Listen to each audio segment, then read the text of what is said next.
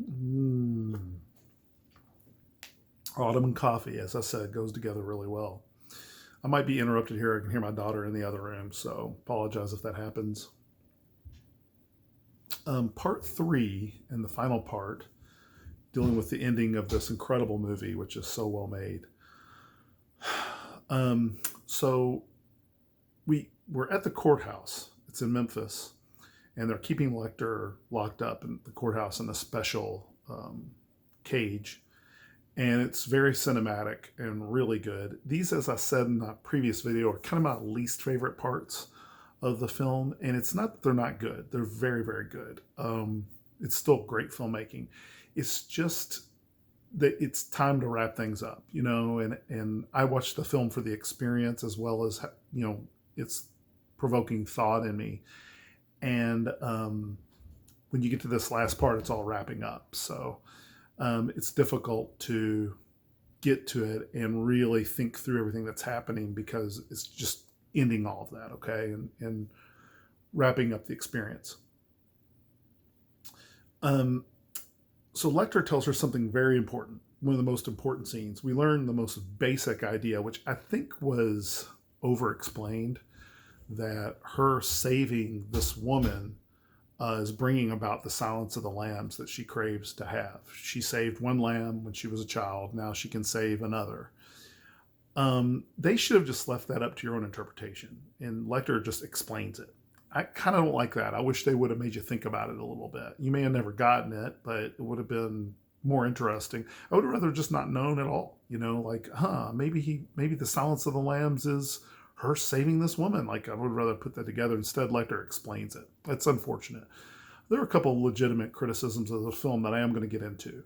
And I do think that's a legitimate criticism. Now, Lecter explains, though, this is a key component to understanding the end of the movie. He says, what does Buffalo Bill do with his eyes? He covets, right? And so this is tipping off the idea that he sees his first victim every day. Now, he says something really interesting. He says, have you noticed men coveting you with their eyes? Something along those lines. That may not be the exact dialogue, but something like that. They've been showing you that the whole movie. You can't miss it. That's all they've been showing is the way men look at Clarice. And so the answer is obviously yes. Men do covet women. They covet what they see. And he says that's the same problem Buffalo Bill has. He covets a little bit differently in that he wants to become that, but still, it's still there. And in fact, there's some scenes that imply that he doesn't want to fully transition into female. He still thinks about females like a male in a way. That's implied with some pictures that she finds of the girl, of his first victim, and so forth, possibly. So because remember, he's not actually a transgender. He's that's not what he is. Now, it's very interesting because the whole notion of with his eyes he covets. Two things happen at the end that you want to keep in mind. The first is this: when he turns on his IR goggles, you hear the winding sound. And that's when they were taking the pictures of his first, well, wasn't his first victim, of one of the victims, you heard that sound. And so a good question is, why doesn't he kill her? People ask that to ratchet up the tension. Well, yeah, it is to ratchet up the tension, but he's too busy coveting her. He's looking through the eyes of these IR goggles to covet her, and that's why he doesn't kill her right away. And it has the added benefit of ratcheting up the tension. Now, the Jack Crawford storyline, man, it's so good. So you get to the very, very end. She's being she's graduated. And by the way, I want to say all the training scenes all pay off. So a lot of payoffs in the basement of the killer's house, and that's one of them is her training pays off. Really interesting. Just some of the things that you learned early in the movie, the mistakes that she had made and so forth in her training, you see her actually do it all right. Pretty cool. It's easy to miss. Um, so Crawford has come to congratulate her, and they say you got a phone call, which is Lecter, but she doesn't know that. And then Crawford says, "Come over here real quick." And so earlier in the film, this is right before she goes to the killer's house, Buffalo Bill's house. Crawford says they know where the killer is. They're in Chicago. They're flying there. And he says to her, "We couldn't have done it without you, Starling. You'll never be forgotten. Your role in this will not be forgotten, I promise you." And it's very professional. And it gives you the idea that, oh, okay, this was professional. So he shows up at her graduation and he says, "Yeah, I'm not too good at these things. I just want to congratulate you." And he just looks at her. And there's this awkward silence. And it's one that males and females are very familiar with, when you just look at each other, And the camera closes up and just shows her hand come out like this to give a handshake that breaks the awkwardness. And when he puts his hand out, he doesn't shake her hand, he just grasps it. And he says, "Your father would have been proud of you today."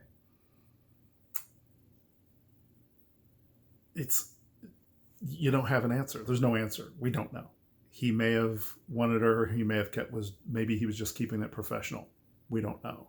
The fact that we suspect anything other than him being a professional is because Lecter had put himself in the audience's memory palace and into their tableau. And I just think that's so fascinating. This idea that we now have doubts, the same doubts she has. Really, really good stuff. Also, keep in mind too that the camera being focused close up on everyone at all times almost in this film. This was in the DVD specials where they talked about this. The idea there is that we're looking at these faces and we're getting the notion of covetousness, I could be reading a little into that, but that's kind of what's going on. You're constantly looking directly into these actors' faces, and they all do such a good job. It's got to be very intense to have nothing but close-ups an entire movie. So good. Now I'm going to answer a question, okay?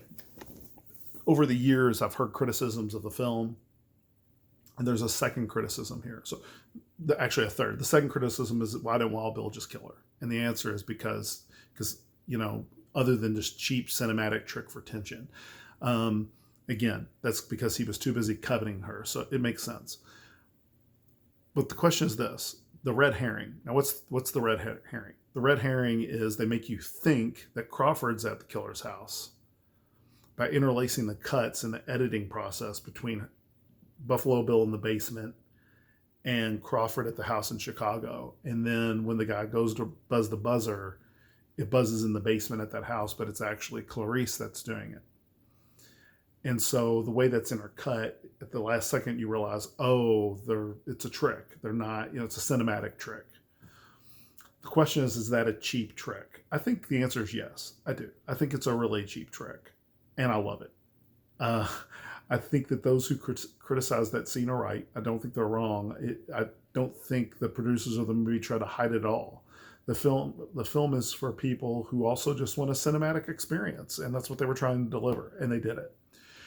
Another question I have too, and this will probably be the final point, so we'll make this video short, is I'm just trying not to read too much, and I've probably already done that several times. Just from having watched the movie enough, you start really guessing about things, and this has been probably my 15th time I've seen it.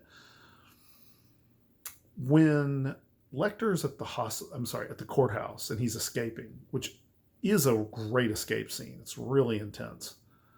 Very well done. They imply a lot of things that pay off.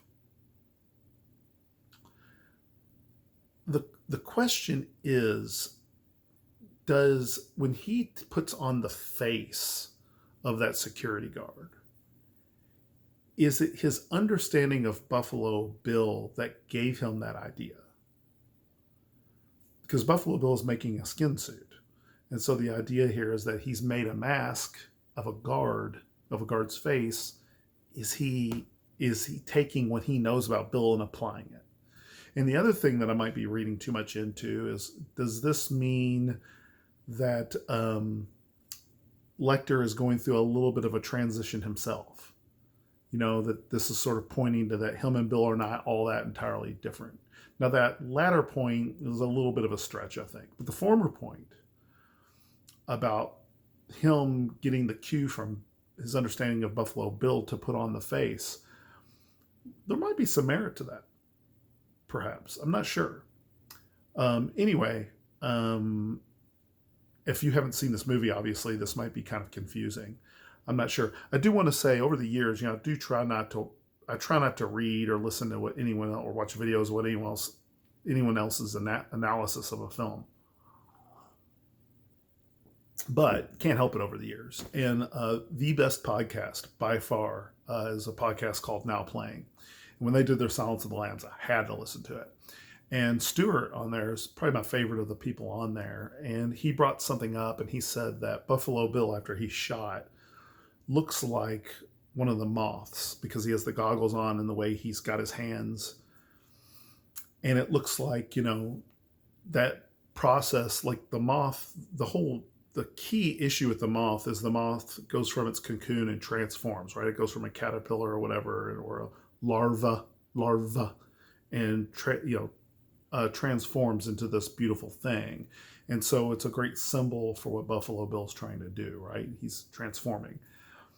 And so he says, when the way he's shaking on the ground, he said it was unmistakable that he is one of these moths and is dead. That's a symbolic for the transformation being over, that she killed the threat. I love that analysis. I think it's interesting. I just don't know if that's what they were trying to do. He said it was unmistakable, but I just don't know. It seems like it doesn't seem to fully fit with the whole narrative. It could be true. That might be true. It's less of a stretch than my interpretation of what was happening at the hospital. I'd say that, to give him full credit. But anyway, thought that was kind of an interesting analysis that I thought I'd point out. Anyway, love this movie. If you haven't seen it, it's really, really good. I'm sure you have. And hopefully the next time you watch it, you'll keep some of this stuff in mind. Have a good one.